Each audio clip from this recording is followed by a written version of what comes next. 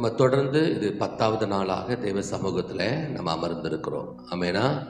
ஆமாம், 10வது நாள் தேவ சமூகத்திலே நம்ம காத்திருக்கிறோம். ஒரு பெரிய பாக்கியம். தேவ சமூகத்தில் ஒவ்வொரு நாளும் அவருடைய பிரசன்னத்தில் வந்து அவரை ஆராதிக்கவும், அவரை மகிமைப்படுத்தவும், அவரை உயர்த்தவும் தேவன் நமக்கு வாய்ப்புகளை கொடுத்திருக்கிறார். இந்த வாய்ப்பை நம்ம சரியாக நம்ம என்ன செஞ்சுருக்கிறோம்னா பயன்படுத்தி இருக்கிறோம். சரியாக பயன்படுத்துகிறோம். தேவனுடைய இருதய விருப்பங்களை நம்ம நிறைவேற்றி கொண்டிருக்கிறோம். அவருடைய இருதய விருப்பங்களை நிறைவேற்றுகிற நம்மளை ஆண்டவர் ஒரு நாளும் என்ன செய்ய மாட்டார்? திக்கற்றவளாய் விட மாட்டார், ஏமாற்ற மாட்டார். ஆமென். ஆமாம், அவருடைய இறுதி விருப்பத்தை நிறைவேற்றிட்டா அவர் வைக்கிற அவருடைய ஸ்தானத்தின்படி நம்மளை ஆசீர்வதிப்பார் பாருங்களேன். ஆனால் அந்த ஆசீர்வாதம் நம்மளை தாங்காது, அதாவது நம்ம தாங்கிக் கொள்ள முடியாத அளவுக்கு அந்த ஆசீர்வாதம் இருக்கும். ஆபிரகாம் ஆண்டவர் அழைச்சாரு, நீ உன்னினத்தை விட்டு, உன் ஜாதியை விட்டு, உன்னுடைய தேசத்தை விட்டு, உன் தாய் தகப்பனை விட்டு என்ன செஞ்சிரு, நான் காண்பிக்கிற தேசத்துக்கு போ அப்படின்னு சொன்னார். வருகிற போது பெரிய செல்வத்தோடு ஐஸ்வர்யத்தோடு கூட வந்தாரா? இல்லை, எல்லாத்தையும் விட்டுட்டு வந்தார். ஒரு சில உடைமைகள் இருந்துச்சு, ஒரு சில அவர்கள் வந்து ஆபிரகாம் சகோதரத்தை எல்லாத்தையும் எடுத்துட்டு வந்தாருன்னு சொல்லப்பட்டிருந்தாலும் எல்லாவற்றுக்கும் நிறைவானது அவர் கொண்டு வரல.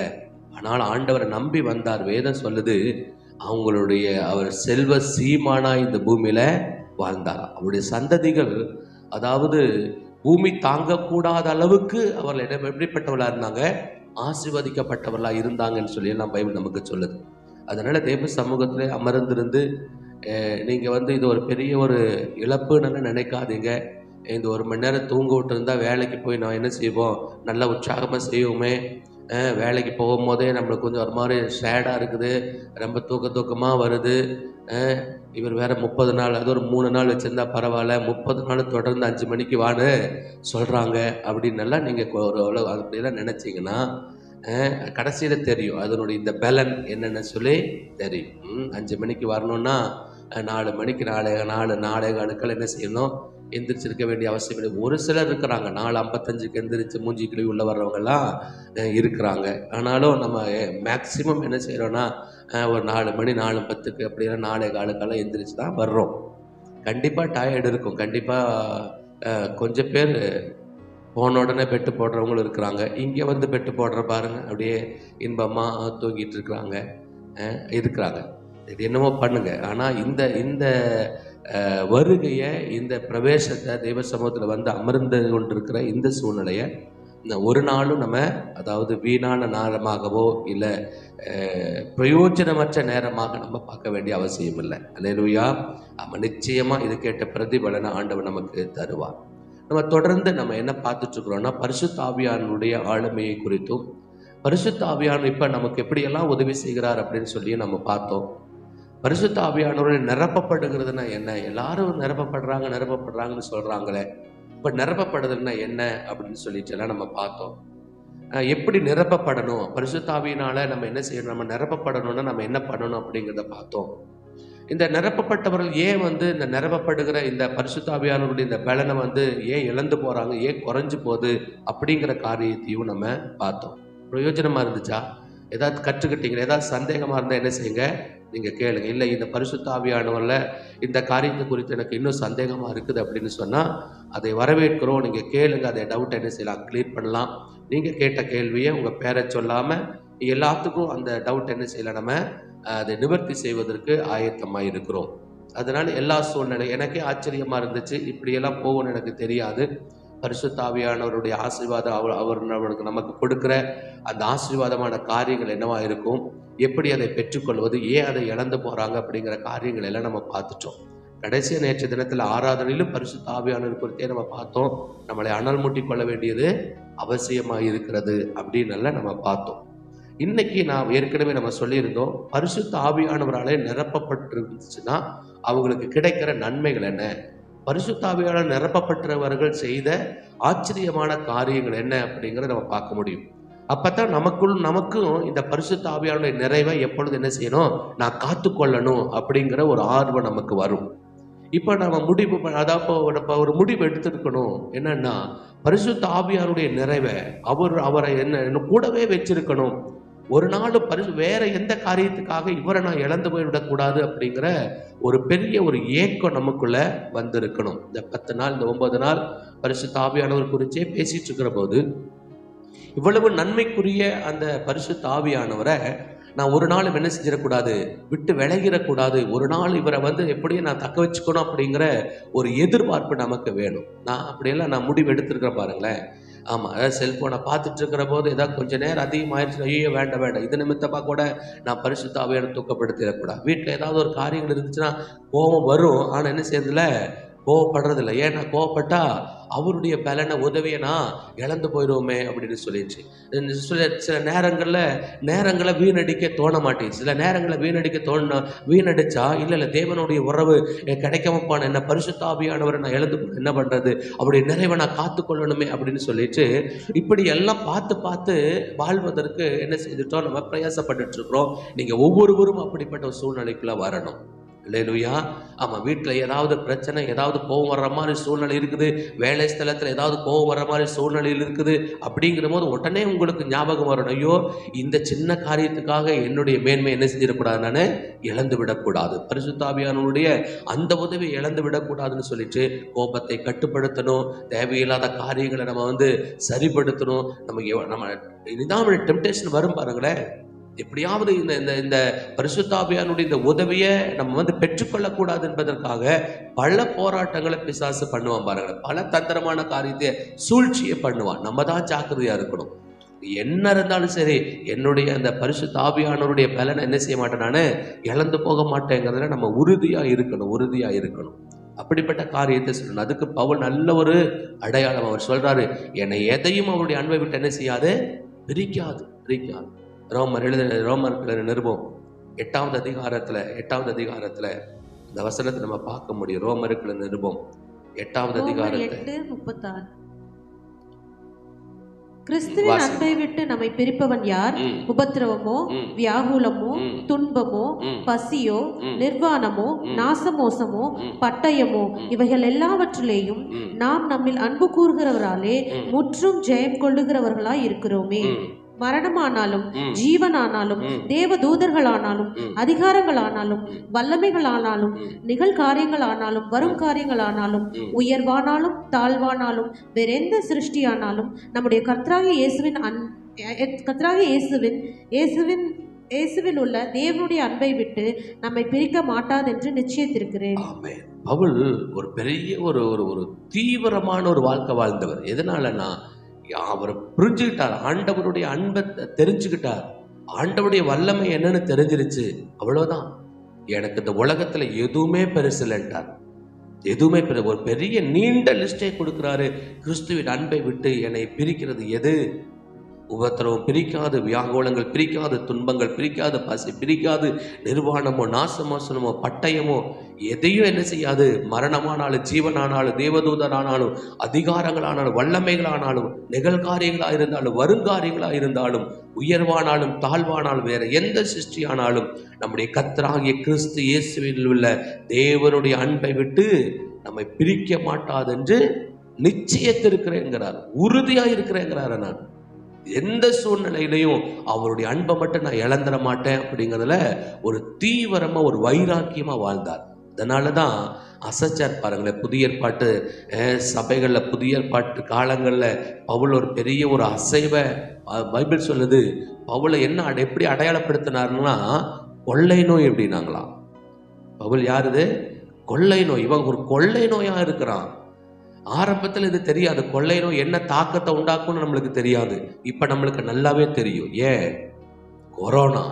ஆமா, கொரோனா உலகையே ஆட்டிச்சல. அத்தனை பேர் எவ்வளோ, அதை பணக்காரனா இருந்தாலும் சரி, ஏழையா இருந்தாலும் சரி, ஐஸ்வர்யவானா இருந்தாலும் சரி, நீ ஏதாவது ஆளுகை செய்கிற தலைவனா இருந்தாலும் சரி, அத்தனை பேர் எங்கடா இருக்கணும்? வீட்டுக்குள்ள இருக்கணும். ஒரு சின்ன ஒரு அணுவுக்காக, ஒரு திசுவுக்காக, ஒரு கொள்ளை நோய்க்காக, ஒரு வைரஸுக்காக அத்தனை பேர் தாங்க என்ன செய்ய வீட்டையெல்லாம் கவர் பண்ணிட்டு இருந்திருக்காங்களே. வீட்டையெல்லாம் மும்பையில் ஷாருக்கான் அப்படிங்கிற அந்த நடிகர் என்ன செஞ்சாராம், தன்னுடைய வீடு பெரிய பங்களா வீட்டை பாலித்தின அந்த கவரால் என்ன செஞ்சாரா, கவர் பண்ணார். எதுக்காக? கொள்ளை நோய்க்கு பயந்துச்சு. அப்புறம் ஒரு கொள்ளை நோய் பாருங்க, உலகத்தையும் அசைக்குதில்ல. அந்த பேரை பவுலுக்கு கொடுத்திருக்கிறாங்க. பவுல் இவன் ஒரு கொள்ளை நோயா இருக்கிறான் அப்படின்னு யாராலும் தடுக்க முடியாது. இவர் சுவிசேஷத்தை எதுக்காக அப்படி பவுலுக்கு அந்த பேரை கொடுக்கப்பட்டானா, பவுல் என்ன நினைச்சாரோ அந்த காரியத்தை சாதிச்சிருவார், அவர் யாரும் தடை செய்ய முடியாது அப்படிங்கிறார். அல்லேலூயா.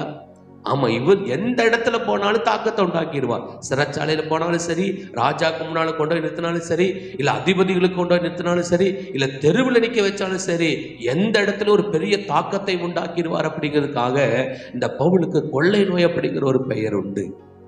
அதனால எதனால அப்படின்னு சொன்னா, பரிசுத்த ஆவியாகிய தேவனை தன் கூடவே வச்சுட்டு எந்த விதத்திலையும் என்னுடைய ஐஸ்வர்யமும் என்னுடைய படிப்பு என்னுடைய ஞானம் எதுவுமே என் ஆண்டவரோடு கூட இருக்கிற அன்பை விட்டு பிரிஞ்சு விடக்கூடாது அப்படிங்கிறதுக்காக அவர் எல்லாம் நஷ்டமும் குப்பையுமா எண்ணிக்கொண்டிருந்தார். நான் தாழ்மையா சொல்றேன், நீங்க நம்முடைய வாழ்க்கையில ஒரு அடுத்த அத்தியாயத்துக்குள்ள நம்ம போகணும்னு சொன்னா, பல வருஷமா ஆண்டவருடைய வார்த்தையை கேட்கிறோம், பல வருஷமா ஆராதனைக்கு வருகிறோம், பல வருஷமா வேதத்தை நம்ம தியானிக்கிறோம், நல்லது.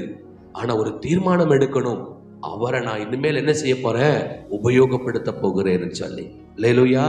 இனி என்ன ஆண்டவரை எனக்குள்ள என்ன செய்ய போறேன், நான் ஆப்ரேட் பண்ண போறேன், எனக்காக அவர் செயல்படுறேன்னு சொல்லியிருக்கிற அவரை நான் உபயோகப்படுத்த போறேன், அவர் யூஸ் பண்ண போறேன் அப்படிங்கிற ஒரு பெரிய தீர்மானம். அப்ப அவருக்கு பிரியமானதே செய்யணும். பாருங்களேன், அவருக்கு எதெல்லாம் பிரியமா இருக்குதோ, அவருக்கு எதெல்லாம் பிடிக்குமோ பார்த்து அந்த காரியத்தை செய்கிற போது நிச்சயமாகவே நம்முடைய வாழ்க்கையில அரிய பெரிய காரியத்தை நம்ம செய்துவிட முடியும்.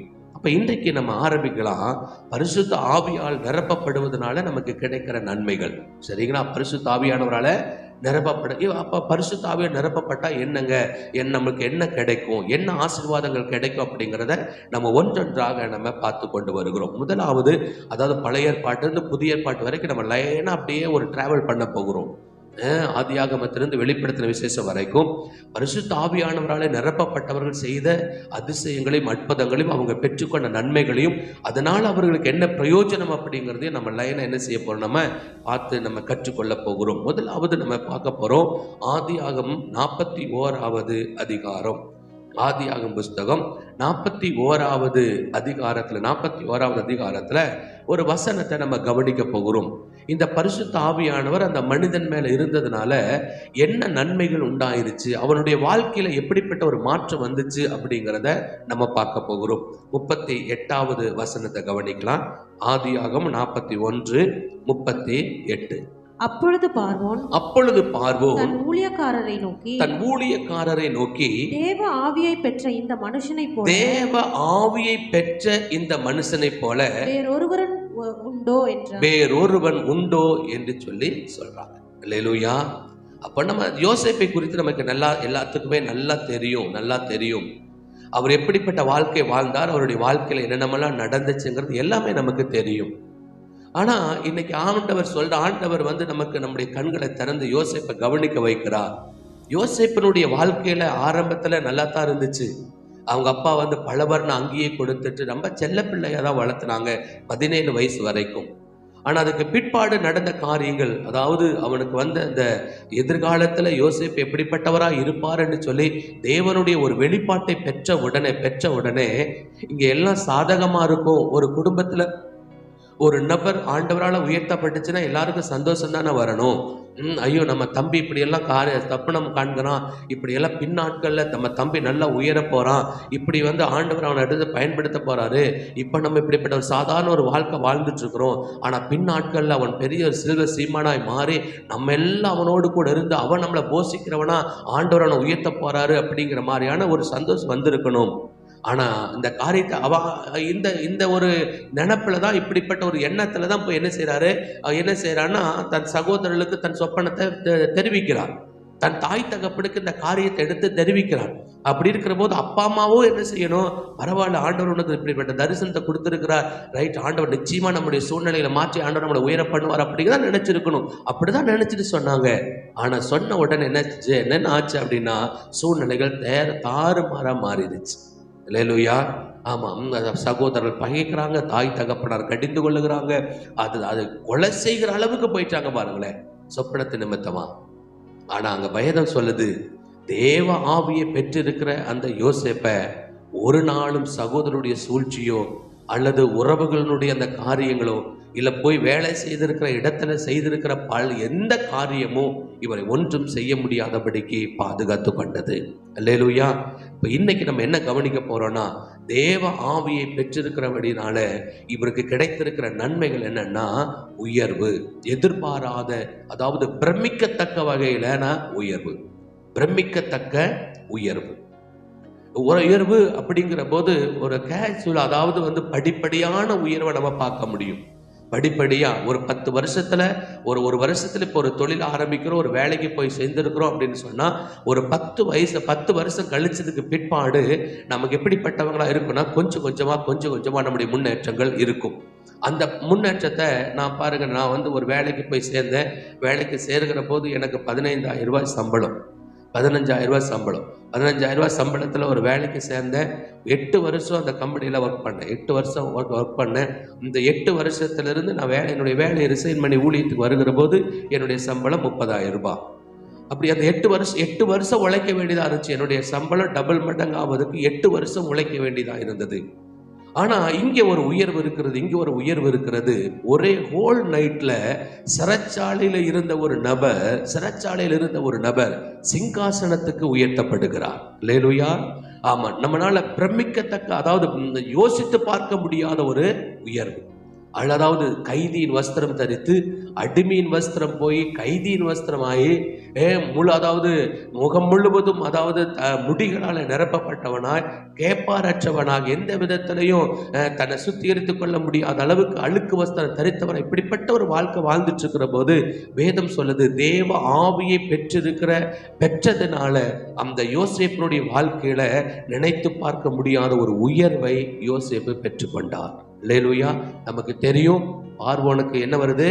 ஒரு சொப்பனம் வருது. ஆமா, பசுவுக்கு 7 பசுகளையும் 7 கதிர்களையும் பார்க்க ஒரு சொப்பனம் வருது. சொப்பனம் வந்த உடனே இவர் கலங்குகிற உடனே மந்திரவாதிகளும் சூனியக்காரர்களையும் ஞானிகளையும் கூப்பிட்டு அந்த சொப்பனத்தை விவரிக்கிறாங்க. ஆனால் என்ன செய்ய முடியல? யாராலும் அதற்கு விடை சொல்ல முடியல. அதுக்கு பிற்பாடு அந்த பானபாத்திரக்காரனுக்கு நினைவு வருகிறது. 2 வருஷத்துக்கு முன்னால தன்னுடைய வாழ்க்கையில நடந்த ஒரு சந்திப்பை, யோசேப்போடு கூட இருக்கிற அந்த சந்திப்பை அந்த பார்வோனுக்கு தெரியப்படுத்துகிற போது பார்வோன் தீவிரமா யோசேப் என்ன செய்யறாருன்னா அழைச்சிட்டு வருகிற போதே வேற வஸ்திரம் தரிக்கப்பட்டு அவனுக்கு முடியெல்லாம் வெட்டி விட்டு நல்லா நீட்டா கொண்டு பார்வோனுக்கு முன்னால கொண்டு நிறுத்துறாங்க. பார்வோன் அந்த சொப்பனத்தை சொல்றான். சொப்பனத்தை சொல்லுகிற போது இப்ப எல்லாருடைய கண்களும் யோசேப்பை பார்த்துட்டு இருக்குது. என்ன சொல்ல போறாப்ல, என்ன அந்த காரியத்துக்கு அர்த்தத்தை சொல்ல போறாப்ல அப்படின்னு சொல்லிட்டு. ஆனா அந்த விடையை சொன்ன உடனே அந்த ராஜாவுக்கு ஒரு ஆலோசனை கொடுக்கிறார். இதுதான் இந்த சொப்பனத்தினுடைய அர்த்தம். இதுதான் 7 வருஷத்துல பரிபூர்ணமான ஆசீர்வாதத்தை ஆண்டவர் கொடுப்பார். அதுக்கு பிற்பாடு 7 வருஷம் பஞ்சம் வரும். நீ ஞானமா இருந்த அந்த பஞ்சத்துக்கு என்ன செய்ய, தப்பிச்சுக்கோ அப்படின்னு சொல்லிட்டு ஒரு ஆலோசனை கொடுக்கிற போது அவர் வாயிலிருந்தே புறப்பட்டு வருகிறது, தேவ ஆவியை பெற்ற உன்னைய காட்டிலும் ஞானவான்கள், புத்திமான்கள், விவேகம் உள்ளவன் யார் இருக்கிறா அப்படின்னு சொல்லிட்டு உடனே அந்த ஸ்தானத்துல அப்படிப்பட்ட ஒரு பதவியே இல்லை. அதையும் நல்லா புரிந்து கொள்ளுங்க. இப்படிப்பட்ட ஒரு பதவி, இந்த பிரதமரான ஒரு பதவி, ராஜா அடுத்த ஒரு பதவி இல்லவே இல்லை. அப்படி இருந்துச்சுன்னா உடனே உனக்கு பதிலா இந்த ஆட்களுக்கு பதிலா நீ இரு அப்படின்னு சொல்லியிருப்பாங்க. இவங்களுக்கு பதிலா நீ இருன்னு சொல்லியிருப்பாங்க. அப்படிப்பட்ட ஒரு வாய்ப்பே இல்லை, அந்த ஒரு பதவியே இல்லை. அந்த பதவியை இல்லாத ஒரு பதவியை உருவாக்கி ஆண்டவர் யோசேப்பை உயர்த்தி வைத்தார். அல்லேலூயா. எதனால கிடைச்சதுன்னு சொன்னா தேவ ஆவியானவரால. அல்லேலூயா. அதை நம்ம மறந்துடக்கூடாது. யோசேப்பு ஹோல் நைட்ல இப்படி ஒரே நாளில் சிறைச்சாலையின் வஸ்திரம் தரிஞ்ச மாதிரி ராஜாவின் வஸ்திரம் அவனுக்கு உடுத்தப்பட்டதனுடைய காரியம் என்னன்னா, இவர் உழைக்கல, போய் நிறைய இடங்களுக்கு போய் ரெக்கமெண்டேஷனுக்கு போல, நிறைய பேருடைய காரியங்களை, எந்த காரியங்கள் இல்லைங்க, ஆவியானவரை பெற்றிருந்து ஆண்டவரை இவரை ஆப்ரேட் பண்ண ஆவியானவர் அப்படிப்பட்ட ஞானத்தை கொடுத்தனால, விவேகத்தை கொடுத்ததுனால, அந்த சொப்பனங்களுக்கு அர்த்தம் சொல்லுகிற அந்த கிருபைகள் எல்லாம் கொடுத்ததுனால வேதம் சொல்லுது, யோசேப்பு அந்த எகிப்துக்கே அதிபதியாக உயர்த்தப்பட்டான் என்று சொல்லப்படுகிறது. நீங்க நினைக்காதீங்க, பரிசுத்த ஆவியானவரால நிரப்பப்பட்டுட்டா ஏதோ நமக்கு அந்நிய பாஷை பேசலாம், ஏதோ ஆராதனை சமயத்துல மற்றவங்களெல்லாம் வேற மாதிரி ஆராதிச்சுட்டு இருப்பாங்க. ஆனா அபிஷேகம் பண்ணப்பட்டவன் நான் தனிப்பட்ட முறையில ஒரு தனித்துவமானவனா இருப்பேன் அப்படிங்கிறதுக்காக மாத்திரம் அல்ல பரிசுத்த ஆவியின் அபிஷேகம். ஏதோ தனித்துவமா நான் தெரிவேன், அபிஷேகம் பெற்றுட்டேன் அப்படின்னா ஆராதனை நான் தனித்துவமா தெரிவேன், என்னுடைய கைத்தட்டுதல் வித்தியாசமா இருக்கும், என்னுடைய மானிய பாசைகள் வித்தியாசமா இருக்கும், என்னுடைய உடல் அசைவுகள் வித்தியாசமா இருக்கும். இதற்கு மாத்திரம் அல்ல பரிசுத்த ஆவியானவர் உன்னுடைய ஸ்தானத்தை உயர்த்துவதற்காக நமக்குள்ள இருக்கிறார். அல்லேலூயா.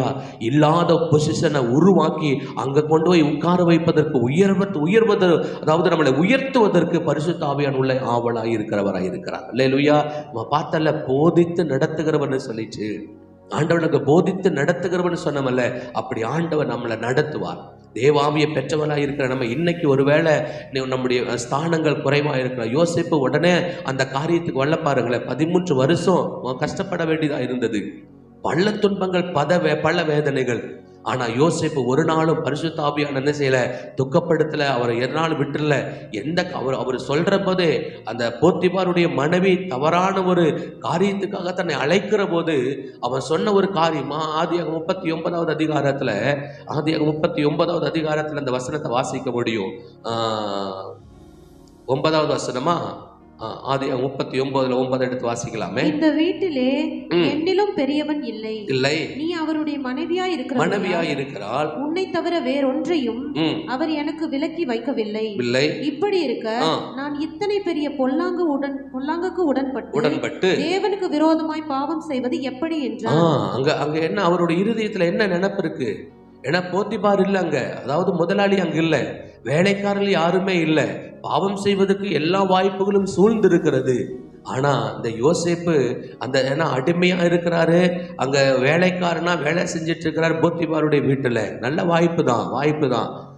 இப்படிப்பட்ட ஒரு அரவணைப்போ இப்படிப்பட்ட ஒரு அன்போ கிடைக்காத ஒரு சூழ்நிலையில முதல்ல ஒரு பெண் தன் மேல ஆசை வச்சு அன்பா பேசி கனிமா பேசி அப்படியெல்லாம் பேசுற ஒரு உடனே யோசேப்பு தன்னுடைய இருதயத்தை விட்டு போடல. உடனே யோசேப்பு அந்த வாய்ப்பை பயன்படுத்தணும்னு நினைக்கல. ஏன்னா அவருடைய இருதயத்தில் இருந்த காரியம் என்னன்னா, என்னுடைய முதலாளி இல்லாம இருக்கலாம், என்னுடைய சக ஊழியக்காரர்கள் வேலைக்காரர்கள் என்னோட இருக்கிற தோழர்கள் என் பக்கத்துல இல்லாம இருந்திருக்கலாம், ஆனா பரலோக தேவன் பார்த்து கொண்டிருக்கிறார். அல்லேலூயா. எனக்குள்ள இருக்கிற ஒருவர் என் கூடவே இருக்கிறார், அவருக்கு நான் எதையுமே மறைக்க முடியாது. அப்படிப்பட்ட தேவனுக்கு விரோதமா நான் எப்படி பாவம் செய்வேன் அப்படிங்கிற அந்த ஒரு ஸ்டேட்மெண்ட் தான் ஆண்டவர் விட்டு விலகவே இல்லை. அல்லேலூயா. இவ்வளவு பெரிய பாவம் செய்வதற்கு வாய்ப்புகள் யோசேப்பே, என்னை தவிர நீ அந்த பாவத்தை நீ தேர்ந்தெடுக்கலையல்ல, இவ்வளவு பெரிய ஆப்பர்ச்சுனிட்டி வந்துச்சு, உனக்கு இவ்வளவு பெரிய ஆப்பர்ச்சுனிட்டி வந்துச்சு, ஆனாலும் என்ன நான் துக்கப்படுவேங்கிறதுக்காக எல்லா வாய்ப்புகளையும் புறக்கணிச்சிட்டு நீ கடைசி வரைக்கும் இப்படியே இருந்துட்டு, சிறைச்சாலைக்கு போனாலும் பரவாயில்ல, எனக்கு கெட்ட பெயர் வந்தாலும் பரவாயில்ல, ஆனா ஆண்டவருக்கு விரோதமா நான் எதையும் செய்ய மாட்டேன் அப்படிங்கிற ஒரு தீர்மானம் எடுத்தையல்ல, உன்னை நான் உயர்த்தரம் பார் அப்படின்னு சொல்லிட்டு வராத பார்வோனுக்கு ஒரு சொப்பனத்தை கொடுத்து நான் இப்படி விசுவாசிக்கிறேன், இந்த பஞ்சத்தை ஏற்படுத்தினது யோசேப்பை உயர்த்துவதற்காக. அல்லேலூயா. ஆமா, பஞ்சத்தை 7 வருஷம் பரிபூர்ணமான விளைச்சலை கொடுத்தது யோசேப்புக்காக, 7 வருஷம் பஞ்சத்தை கொடுத்தது யோசேப்புக்காக. இப்படி கனவு கொடுத்தது அந்த யோசேப்பை உயர்த்துவதற்காக. ஏன்னா ஏற்கனவே ஒரு தீர்க்க தரிசனம் இருக்குதல்ல. யோசேப்பு என்ன செய்வா, தன்னுடைய எகிப்துக்கு போவாங்க அப்படிங்கிற ஒரு தீர்க்க, ஆபிரகாமுக்கு தீர்க்க 430 வருஷம் எகிப்துல என்ன செய்வாங்க, சந்ததி இருப்பாங்க. அந்த தீர்க்க தரிசனம் நிறைவேறுதலுக்காக இந்த யோசேப்பை பயன்படுத்துகிறான்.